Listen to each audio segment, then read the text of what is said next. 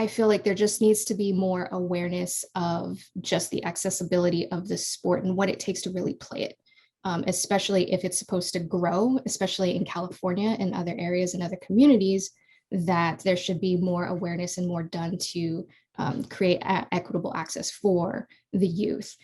Especially folks that I know who would love to play. I have a son, and even he's a little bit more privileged than other folks, especially me. And even I'm like, well, he can't play hockey because it's really expensive. My name is Teresa de la Cruz, born and raised in San Jose, California. I am a humongous hockey fan, grew up in kind of a hockey family, and in California that it wasn't as prevalent as it is now, in the early 90s when the Sharks became a team. We were one of the first folks to have season tickets, and we've been season ticket holders since 1991. I remember the Shark Tank being built in my city. Really? Yeah, we would drive through downtown, and I remember we didn't play there at first. We played in San Francisco, but in the Bay Area, most of my life. Went away for college for a bit, came back. I'm an higher education administrator, so I work at San Jose State University, Oh, cool. where I support first generation, low income, and historically disadvantaged students, as well as former foster youth within my program. So I've been doing that for a very long time, and that's my day job. And then my love and night passion is hockey and sports, and I don't always get to talk about them at work. So it's actually kind of fun to see what's going to happen with this project and talk about that. My pronouns are she, her, ella, and I'm married to a woman that I've been with for 16 years. We have been married for 8 years, and we have a 3-year-old son. Oh my gosh, Teresa, your life. I mean, it's incredible. So you're doing such incredible things in the world. That's and wow. Thank you. Oh, thank you. That's a nutshell. I appreciate it. I forgot to mention also, every time usually I introduce myself, I always say my wife is a pastry chef, and that usually gets the big wow factor. Like, oh my God, you're married to a pastry chef. That's got to be great for, although every time I talk to somebody who is married to a pastry chef or a chef, they don't seem to enjoy cooking at home as much as they. That is exactly how I would describe it. It's, when I am off of work, I don't like to be on the computer or talking higher education. But we are a good food family, so. Oh, very cool. We take turns. Yeah. Well, I appreciate what you do because it matters so much. And so thank you for that. How did you, Teresa, get into hockey? My father and my grandfather they're fanatics of sports, of all kinds of sports. And they were fans of the Boston Bruins in the 60s and 70s. Cool. They were California Seals fans when we had our Oakland team back in the 60s. Brief stint, yes. But they were Bruins fans. But as soon as we got a team, I even remember like articles in the newspaper where they asked the city and folks along the city to vote on like names for the team that was coming to town. But they bought season tickets. We've had those same seats forever. And but mainly because of my grandfather and my father, it was just always on, October through June, it was just always on. And I just appreciated the game. And as I got older, the skill level and the complexity of the game compared to other sports, it just really attracted me. I understood it a little bit better than some, so just gravitated towards it. I played basketball throughout my youth and high school, a little bit in community college. But I didn't actually play ice hockey. We played roller hockey. Right. Because we didn't have access, but just big sports fanatic that my father and grandfather had it on, and then we got a team, and then that was it. I love that. What do you love about the sport?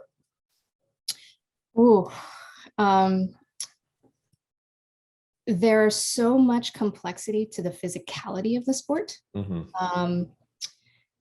I like that not everybody knows about it in California. I like that I'm in an area to get to explain the complexities of the game. There's just a lot about the game that in California and in America, it's just never the first topic of conversation. So I like that aspect of it from where I live and all the folks that I interact with. It's fast. It's low scoring. I like the fact that it's always in play, like compared to other sports like football, especially, whereas like downs, right? But in hockey, everybody has to play when the play is going and live. So I like the constant change of it. And I just like it takes so much concentration to really understand. And so that's kind of my favorite thing about it, which isn't, probably a top answer for most people. My father would be like, it's the physicality of it. I'm like, yeah, yes, it is physical. But again, it's the complexities that it takes to play, the agility, the speed, the endurance, and at the level of which you play in the National Hockey League, especially just the parity of it.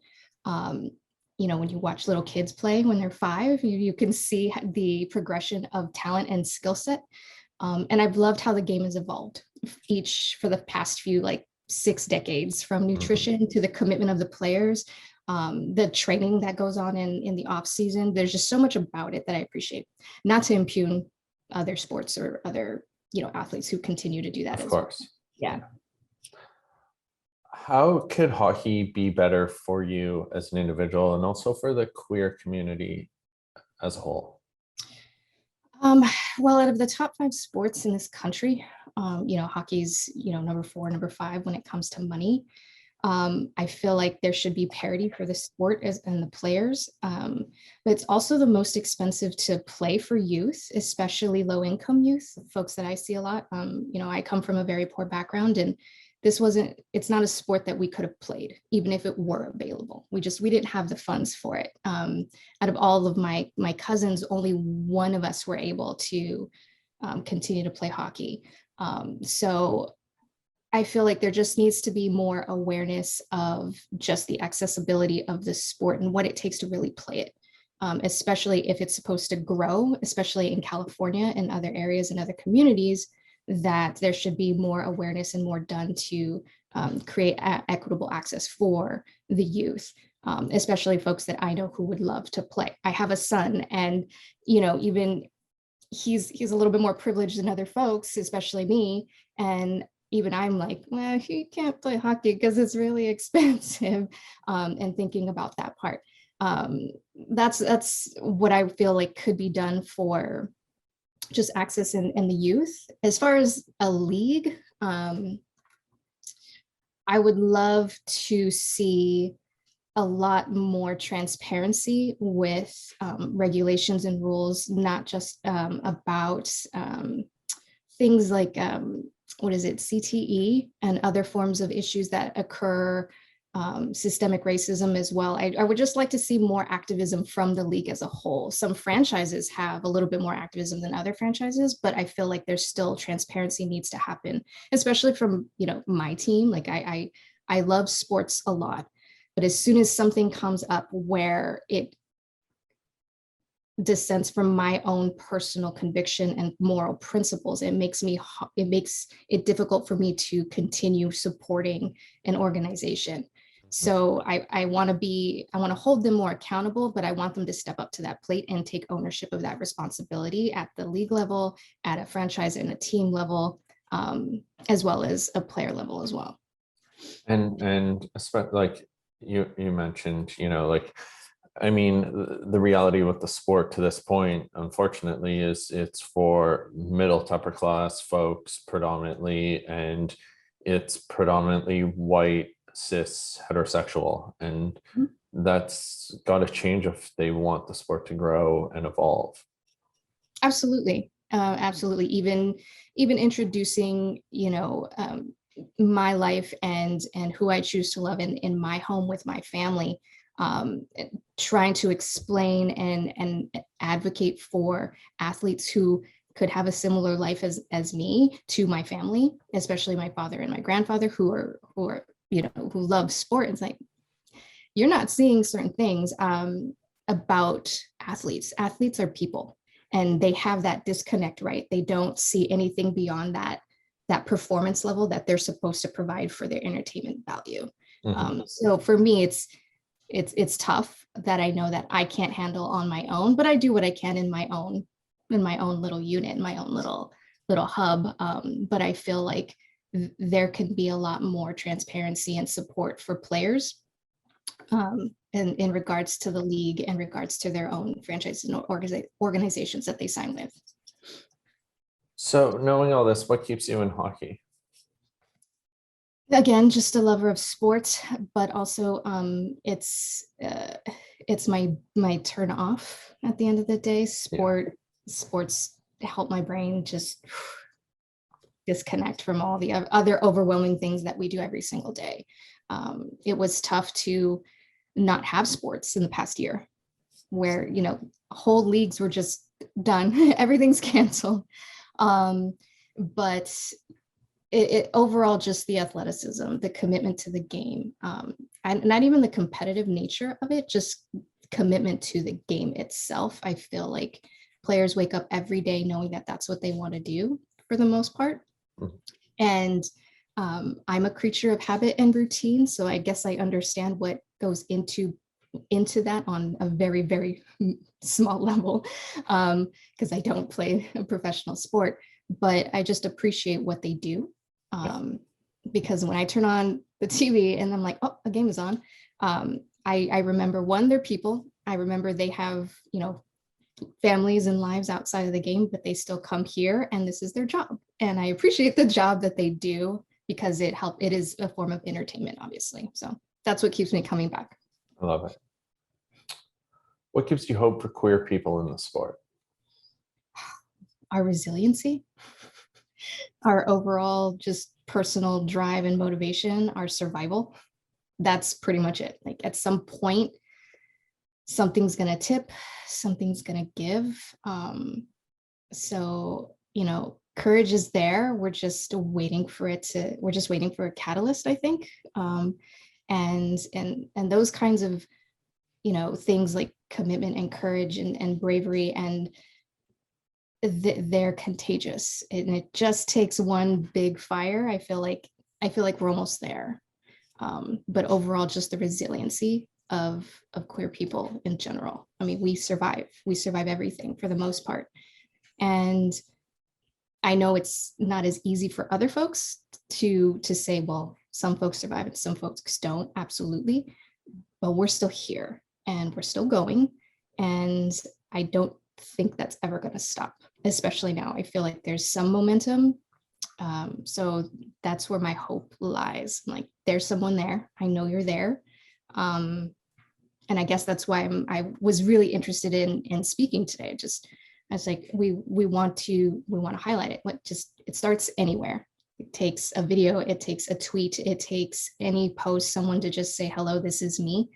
I'm fortunate to be out where I'm at and where I live, and provide my son a safe life and livelihood. But that's not the case for everybody. But I choose to be out and be transparent with myself for the students that I work with, because all it takes is the smallest thing to provide hope and courage. And that's where I'm going to continue to go and do. And if I do it, I know folks like you do it, and other folks involved in projects like this do it. And another thing that gives me hope is people like Curtis Gabriel. Mm-hmm. He came out of nowhere for me. I just thought, oh my goodness, is this guy really saying all of these things right now? I was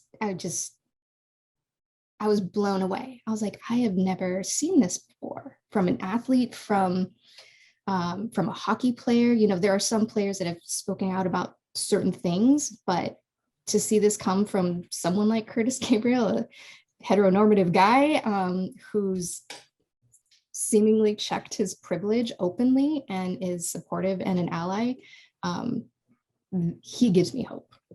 And I'm like, so glad that he's a Shark. I'm like, yay. I was like, you got to play him more just because of his morals. Yeah, no, I think what Curtis has done is so revolutionary in this space, and you know, and he's forever learning, and he's, you know, I think everyone wants the perfect ally and they don't exist, but he's, you know, as long as people are willing to own what they do and continue to grow and learn, and he's done that and tries to do that, and he works hard at this. They, like, there's so many people that could do, try and do what he does, and then the first time they get checked for saying the wrong thing or doing something not exactly perfect, just, you know, they have the privilege to walk away. Right. I agree. And And that's what I he like about doesn't. him. Yeah. And so to your point, he gives me hope too. And obviously he's a good friend of mine. So that kind of, you know, I get the behind the scenes and get know him so well. But yeah, completely, you're spot on. Is there anything else you'd like to add?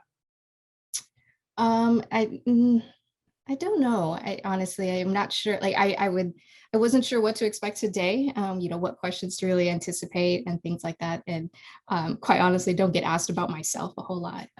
But I just keep doing what you're doing. Thank you. Thank you so much. It's an honor to meet you and you know, potentially have some sort of say or just be a part of the community as a fan. And I hope that everyone that you speak to understands that you are, you know, a spearhead right now, and we, you know, are all very grateful, I'm sure. But I hope they know that it's coming at some point, that we're going to continue to get there and it keeps going. But I think that's it. Yeah, I'm pretty straightforward and open and pretty simple, really. Well, thank you. And whether I'm spearheading or not, I can't do it without all of you.